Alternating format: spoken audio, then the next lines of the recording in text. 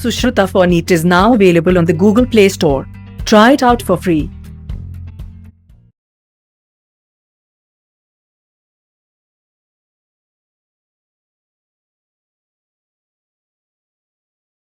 Hello, my dear students. Hearty welcome to JnanaMarga.in biology classes. I am Professor G.K Bhat. In the last class, we have studied about the introduction to nervous system. We have learnt about the central nervous system and the peripheral nervous system. Under the central nervous system, we have also looked into the cranial nerves, the spinal nerves, afferent and efferent fibers. And we also studied about the structure of the neuron, a nerve cell. And we also studied into the types of neurons. Unipolar neuron, bipolar neurons, multipolar neurons. All these we have studied in the last class. In today's class, let us now study how the nerve impulse is conducted through the neuron. And later we shall study how the nerve impulse moves from one neuron to another neuron. All these we shall study in today's class. Once I teach this concept, I may come back to make it very thorough to you. Neurons are excitable cells because their membranes are in a polarized state. Now the question is that why the neurons are in polarized state? Or why the membrane of a neuron is polarized? We also should know what is the condition of a polarized neuron. What happens or what makes it to get depolarized and again repolarized. If we look into the neuron, there are different types of ion channels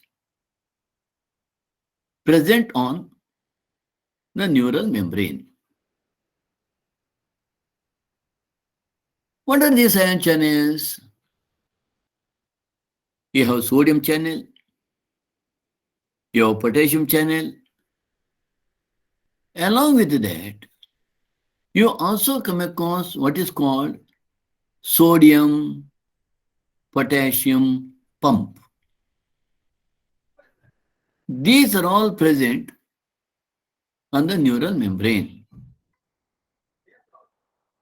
The ion channels, especially the sodium channel, potassium channel, these are selectively permeable to different ions. Let us see for which particular ion they are permeable, and to which they are non-permeable. When a neuron is not conducting an impulse, that is, when a neuron is in resting condition,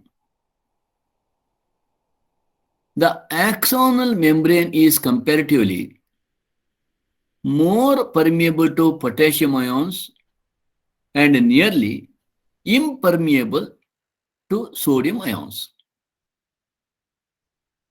I repeat, when a nerve impulse is not carried by the neuron,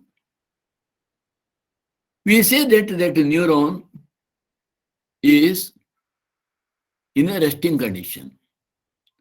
Or we also say that the neuron is in a polarized condition. When a neuron is not conducting an impulse, or when a neuron is in a resting condition, its membrane, axonal membrane or axolemma, is comparatively more permeable to potassium ions and impermeable to sodium ions. Similarly, the membrane is impermeable to negatively charged proteins present in the exoplasm. That means, whenever a neuron is in a resting condition, potassium ions can move from outside, that is interstitium or interstitial fluid, to inside, that is to the exoplasm. Potassium ions can easily move from outer interstitial fluid to inner exoplasm. But at the same time, the negatively charged protein ions which are present in the exoplasm, they cannot move out. At the same time, the sodium ions from outside, they cannot come inside, or from inside, they cannot move outside. That means the axolemma or axonal membrane is impermeable to the sodium ions, either from outside to inside or from inside to outside. But axolemma or axonal membrane is permeable to the potassium to move from outside to inside. And it is impermeable to negatively charged proteins to move from inside to outside. Let us look into that in detail. So what happens here? This is what I wanted to tell you. Look here. This is outside tissue fluid. And this, what you see, this, let me just write one more line here. This is a exoplasm or cytoplasm inside. This is what cytoplasm inside. Also known as cytoplasm is also known as exoplasm. So, when a neuron is in a resting condition, the sodium from outside, that is tissue fluid, it cannot move inside. No, it cannot move. Or sodium from inside cannot move outside. No, it cannot move inside. It cannot go outside. In the same way, the proteins which are present on the inner side, negatively charged proteins, they also cannot move outside. No, they cannot move outside. But the potassium ions which are present on the outside in the interstitial fluid or tissue fluid, they can move inside. This is the condition. I repeat again. Sodium cannot move from outside to inside, or it cannot move from inside to outside whenever a nerve or neuron is in a resting condition. Whenever a neuron is in a polarization condition, this axonal membrane, neuron cell membrane, is called axonal membrane, or it is also called axolemma. During this resting of a neuron, resting condition neuron, so this axonal membrane is impermeable to sodium. It is impermeable to negatively charged proteins, but it is only permeable to potassium, that to move from outside to inside. Outside to inside. This you please keep it in mind. Now, consequently, what happens? The exoplasm inside the axon contains high concentration of potassium because axonal membrane It allows these potassium ions to move from outer tissue fluid into the exoplasm. Consequently, the exoplasm inside the axon contains high concentration of potassium and negatively charged proteins and low concentration of sodium. Exoplasm on the inner side has high concentration potassium because potassium has started coming from outside to inside freely because axon membrane is a permeable to potassium. So high concentration potassium on the inner side and negatively charged proteins on the inner side are high, but concentration of sodium on the inner side is low. In contrast, the fluid outside the axon, that is, this fluid is called tissue fluid or it is also called interstitial fluid. Tissue fluid or interstitial fluid. The tissue fluid or interstitial fluid outside the axon contains low concentration potassium because potassium has started moving in, but high concentration sodium. This is very important concept and thus form a concentration gradient. Now what is this concentration gradient? Sodium is high on the outer side and potassium is high on the inner side. There is a clear concentration gradient with regard to sodium and potassium. These ionic gradients across the resting membrane are maintained by the active transport of ions by the sodium potassium pump. So, apart from this, now we have seen sodium ions are more on the outer side, that is in the tissue plate, and potassium ions are more on the inner side. This gradient, ionic gradient, across the resting membrane are maintained further by active transport of ions by the sodium potassium pump, which transports 3 sodium outwards for 2 potassium getting into the cell. When 3 sodium ions move outside, 2 potassium ions get into the cell. This is another important, and this sodium potassium pump works at the beginning of the resting membrane potential, or as soon as this sodium and the potassium gets open, close, next it is followed by sodium potassium pump, which we are going to study in due course. As a result, what is most important? Outer surface of the axonal membrane possesses a positive charge while its inner surface becomes negatively charged and therefore it is polarized. Outer surface is positively charged and this positive charge is due to the more of sodium and less of potassium on the outer side, and on the inner surface it is negatively charged. It is because of the negatively charged proteins and RNAs. The electric potential difference across the resting membrane is called resting potential. So now this is called a resting potential, and we say that the neuron is in a resting condition, or we say that it is a polarized nerve. Look here. Already I have showed you outside is with very high sodium. Of course, there are potassium also. This makes this outer side positively charged. Outside of the axonal membrane is positively charged, and on the inner side it is negatively charged, and this negative charge is due to the negative charged proteins and RNAs, and also you have to come across chloride. Here also, chloride here also. You have chloride ions on both sides, right?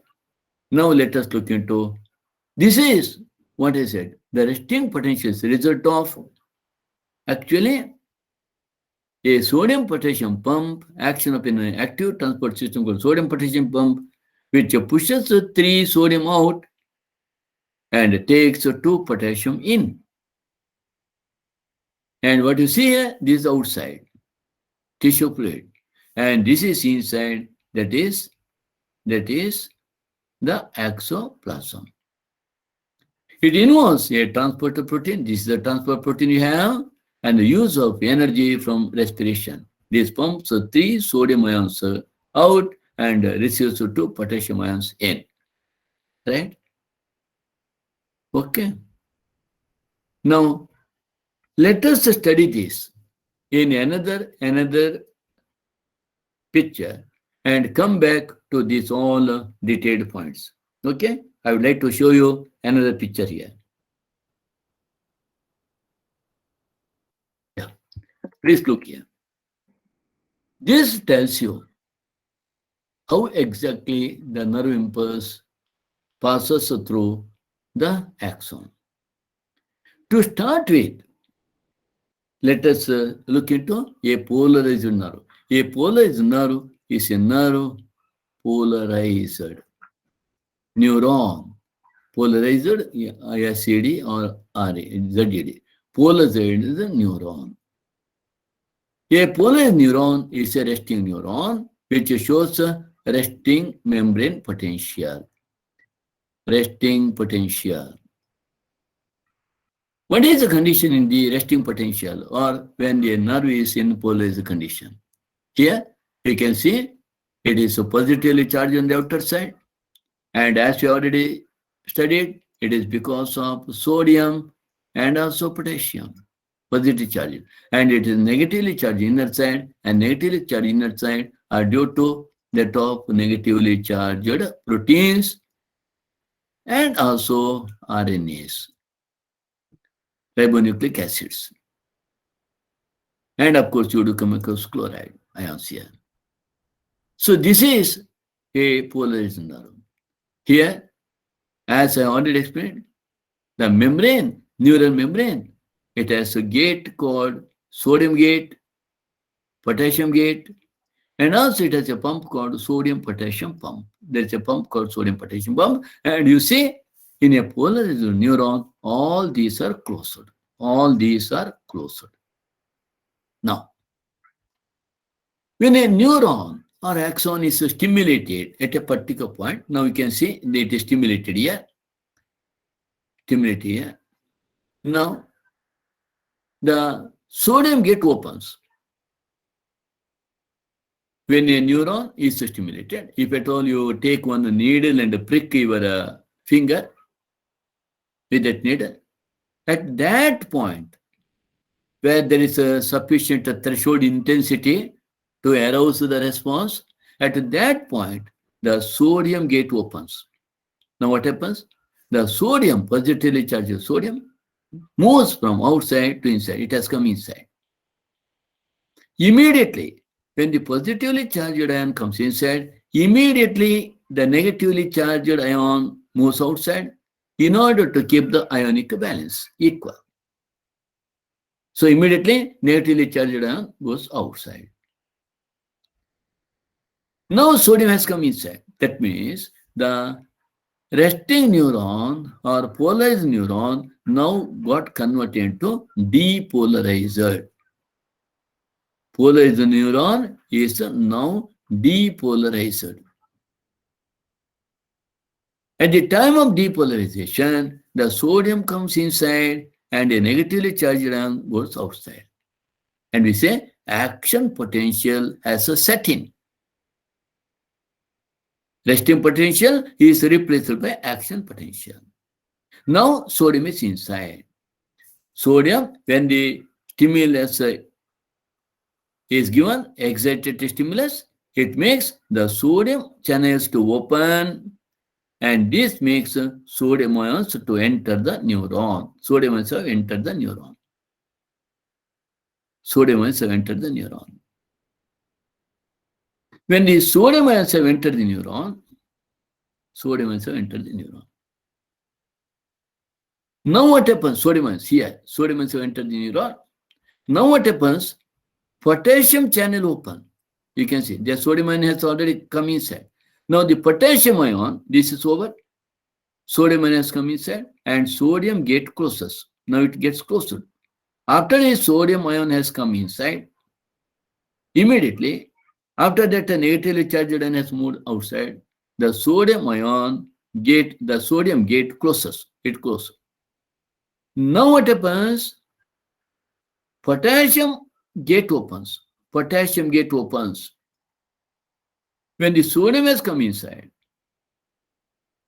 that means when the polarized nerve got depolarized, when the sodium has come inside, immediately following the depolarization, the sodium gate closes, potassium gate opens.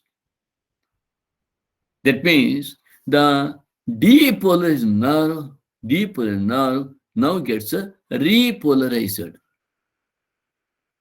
Repolarized.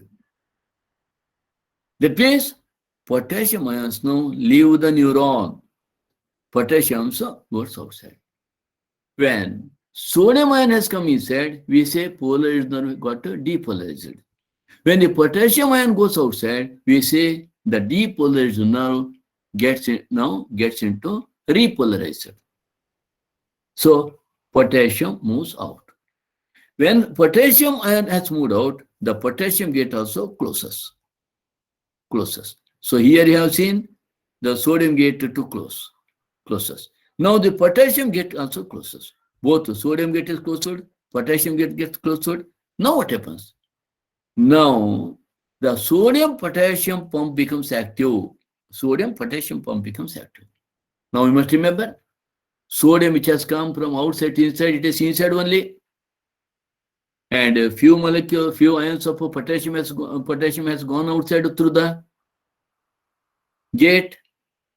But we must remember that the axonal membrane always permits the potassium to move from outside to inside. So now what happens? The sodium is there more on the inner side. Sodium potassium pump, which you have already seen, the sodium potassium pump starts working, making or pushing 3 sodium out and receiving 2 potassium in. You see here though? 3 sodium from inside, 3 sodium ions from inside gets pushed out and 2 potassium gets in. This is what the sodium potassium pump works, as a result of which now the outside becomes more, outside becomes with more of sodium and inside with less of potassium. Outside becomes more of sodium. Inside it becomes more of a potassium because the axonal membrane is always permeable to potassium to move from outside to inside. Again, the resting membrane potential sets in, or the nerve becomes polarized.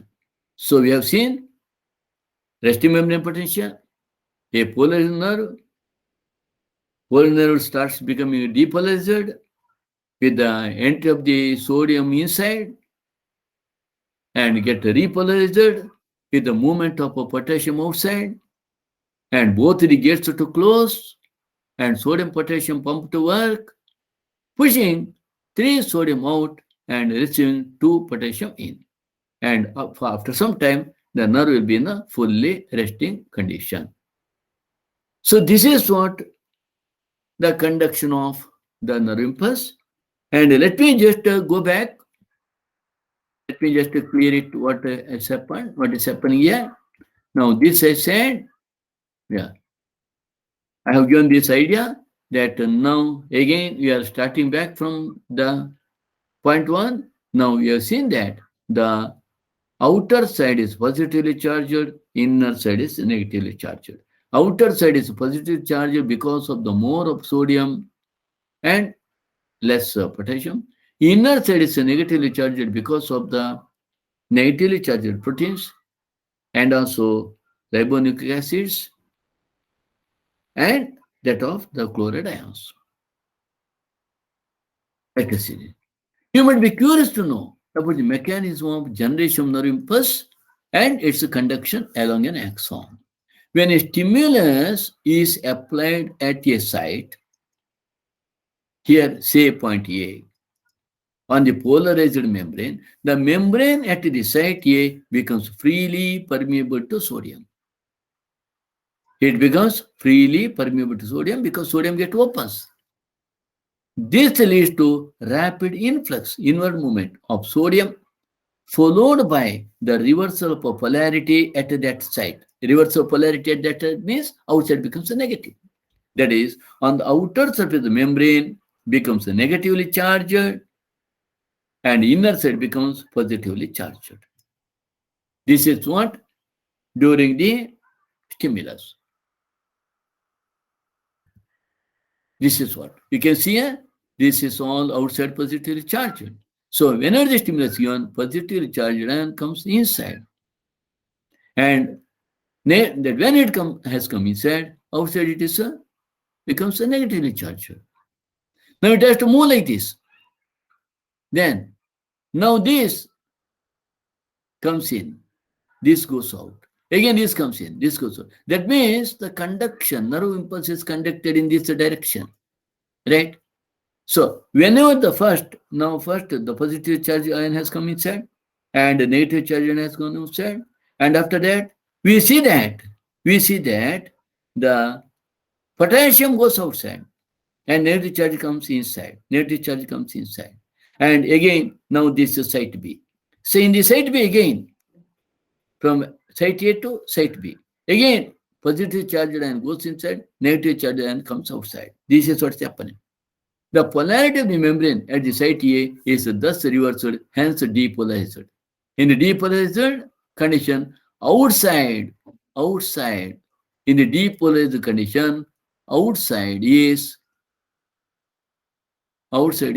negatively charged and inside positively charged. The electrical potential difference across the plasma membrane at the site A is called action potential, which is in fact termed as nerve impulse. When I say that resting potential is replaced by action potential, that means nerve impulse got created. At the sites immediately ahead, that is site B, membrane has a positive charge on the outer surface and a negative charge on its inner surface because it is still in a polarized condition. It is still in polarized condition. So when impulse comes to site B again move to from resting membrane potential to action potential, or site B becomes a depolarized. Look here. As a result, current flows on the inner surface from site A to site B. Current flows on the inner surface from site A to site B. On the outer surface, current flows from site B to site A to complete the circle. So, from the inner side, if at all site A, site B, on the inner side, current flows from site A to site B. On the outer side, from site B to site A. Hence, the polarity at the site is reversed and an action potential is generated at site B. Thus, the impulse generated at site A arrives at site B. The sequence is repeated along the length of the axon and consequently the impulse is conducted. Look here. This is what you have. Yeah, here. Site A to site B on the inner side. Outer side from site B to site A. Right? The rise in the stimulus induced permeability. The rise in the stimulus induced permeability to sodium is extremely short-lived. It is quickly followed by a rise in the permeability to potassium because once the sodium comes in, immediately potassium goes out. Within a fraction of a second, potassium diffuses outside the membrane and restores the resting potential of the membrane at the site of excitation, and the fiber becomes once more responsive to further stimulation. It passes very quickly. This is what you have sodium channel. You have seen that through the sodium channel, the sodium to come inside. And through the potassium channel, the potassium to go to outside. This is the sodium channel, sodiums. it comes inside. Immediately next step, you must know that from depolarization to repolarization, it is not that sodium going out, it is potassium going out. When sodium ion comes inside, potassium ion goes outside. When the sodium ion comes inside, immediately to replace this, to maintain the polarity equal, negatively charged ion goes outside, no doubt. But after that, immediately, the potassium get opens and potassium ion moves outside, and it is called repolarization. So you can see that to the potassium channel, the potassium goes outside. And then sodium potassium pump works with the expenditure of energy. This is what we have already studied, right? Now, let us study the transmission of impulses to the synapse from one neuron to another neuron. A nerve impulse is transmitted from one neuron to another through junction, and these junctions are called synapses. I shall show you that. Look here. This is the diagram of the synapse. You have here, this is axon. You know, axon ends in what is known as the telodendrium. These many telodendria ends in what is known as a synaptic knob. This is a synaptic knob or boton. Synaptic knob or boton.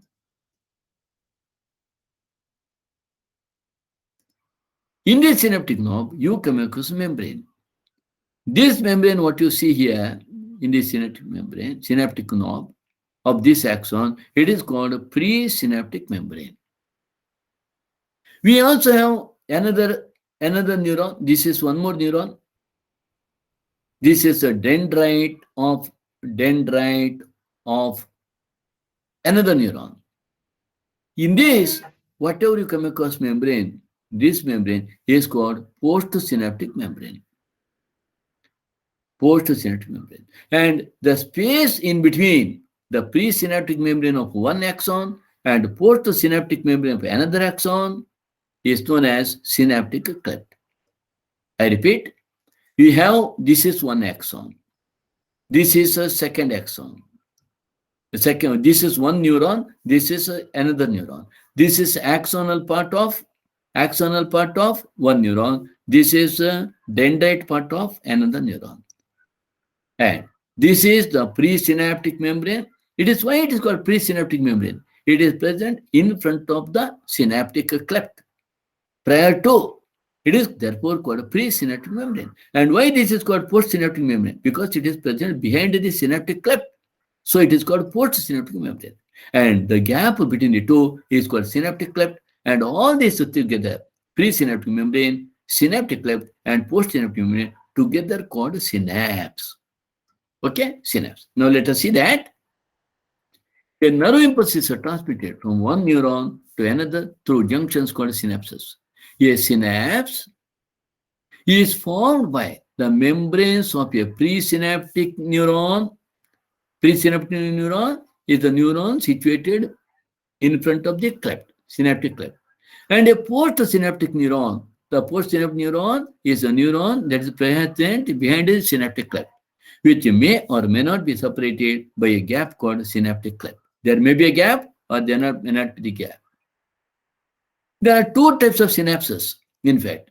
One is called electrical synapses and another is called chemical synapses. Now let us look into a difference between electrical synapse and chemical synapses.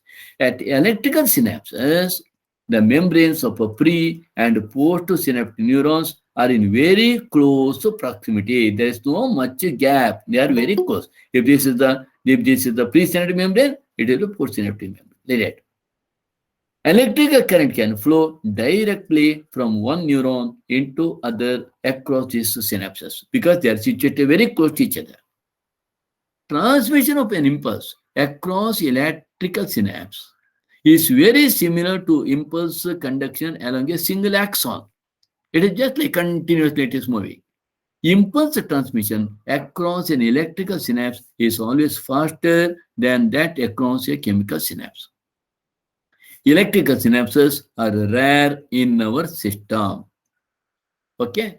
What we come across is the chemical synapse. At a chemical synapse, the membranes of the pre and post-synaptic neurons are separated by a fluid-filled space called a synaptic cleft. Synaptic cleft is a fluid-filled space present between the two neurons. One is the presynaptic neuron and another is the postsynaptic neuron. Right? Chemicals called neurotransmitters are involved in the transmission of impulses at these synapses. We have a neurotransmitter that is involved. Neurotransmitters are involved in passing or in transmitting impulses from one neuron to another neuron through the synapses. Now let us study that. Look here. This is a diagram showing you two neurons. This is one neuron. This is the axon part of one neuron. And this is another neuron. This is a dendrite part of another neuron.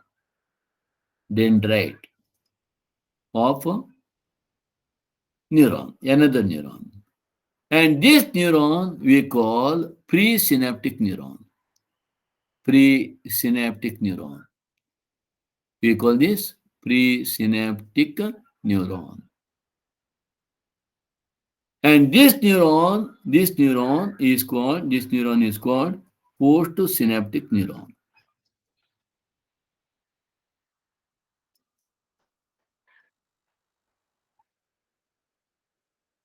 Why this is called presynaptic neuron? Because it is present anterior to synaptic cleft. Why it is called postsynaptic neuron? Because it is present posterior to the synaptic cleft. As I already explained, this is a presynaptic membrane. Presynaptic membrane is the membrane of the presynaptic neuron. Postsynaptic membrane, this is the postsynaptic membrane, it is a membrane present in the dendrite of postsynaptic neuron. Right? Now let us study this stepwise. Now, action potential arrays. You have already seen the sodium from inside to go, from outside to go to inside, and potassium to come inside, and then the sodium potassium to work, and resting potential established. Like that, now to the axon, the nerve impulse is passed and it arrives now. Action potential arrives at the end of the neuron. Axonal end, that is the bouton. This is what synaptic knob or bouton of the axon. As soon as when the action potential arrives, the membrane depolarizes. Polarized membrane gets depolarized. Look here. Here, calcium ion channel open here. Not a sodium channel, not sodium gate. In the boutons or in a synaptic knob, when the action potential arrives, it makes calcium gate to open. So calcium ion channels open and calcium ions enter into the synaptic knob or bouton. Calcium ions, it does? These calcium ions which have entered into the synaptic vesicle or synaptic knob or bouton causes synaptic vesicles. These are all synaptic vesicles. Causes these synaptic vesicles to go near the presynaptic membrane and fuse with the presynaptic membrane. When the calcium ion enters in, it makes these calcium ions, they make the synaptic vesicles. Synaptic vesicles contain neurotransmitter inside. What is this neurotransmitter? Please remember, most of the time it is acetylcholine. So, when the calcium ions enter into the synaptic vesicle, synaptic knob or bouton, the synaptic vesicles contain neurotransmitters move very close to the presynaptic membrane and fuse with the presynaptic membrane. After fusing with the presynaptic membrane, they burst open, releasing the neurotransmitters into the synaptic cleft. So, neurotransmitter, whatever you see here, all these red particles, these are released into the synaptic cleft. Was this a neurotransmitter like acetylcholine and all released into the synaptic cleft? Immediately, the neurotransmitter binds with the receptors. These are the receptors. Neurotransmitters binds with the receptors on the postsynaptic membrane. That is the membrane, dendritic membrane of another neuron, postsynaptic membrane, and the cation channels open. That is what now opens? Sodium ion channel opens. Cation, sodium channel here. Here it's sodium gate. The sodium gate opens and the sodium flows inside. Sodium comes inside to the channel. That means the membrane here, so far it was polarized, now it becomes a depolarized. And action potential sets in. Now, when released the neurotransmitter, now you have the neurotransmitters here. And neurotransmitters, what they do? They just make the sodium gate to open. That's all. They have to make the sodium gate to open. And now sodium goes inside. So the role of neurotransmitter is only to see that the sodium gate is open. Now, what is happening to this neurotransmitter?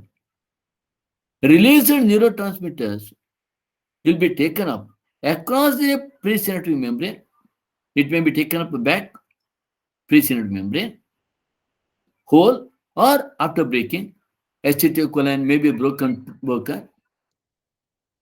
and it may entire neurotransmitter go back to the presynaptic membrane to the synaptic knob, or it may get broken down, or it can diffuse away once for all. It may be broken down, it may be wholly taken back to the presynaptic membrane, or it may be broken down into two pieces and may be taken inside, or it may just get disintegrated here in the synaptic cleft itself. So this is how the transmission of nerve impulse takes place to the synapse. Okay, let us see what is given in NCERT book. So you see in this diagram, these are the synaptic vesicles. The synaptic vesicles bind to the presynaptic membrane. The neurotransmitters are released. Once the neurotransmitters are released, these neurotransmitters may create sodium channels to open. It is not shown here. Sodium channels to open, and the nerve gets sodium enters in, and polarized nerve becomes depolarized.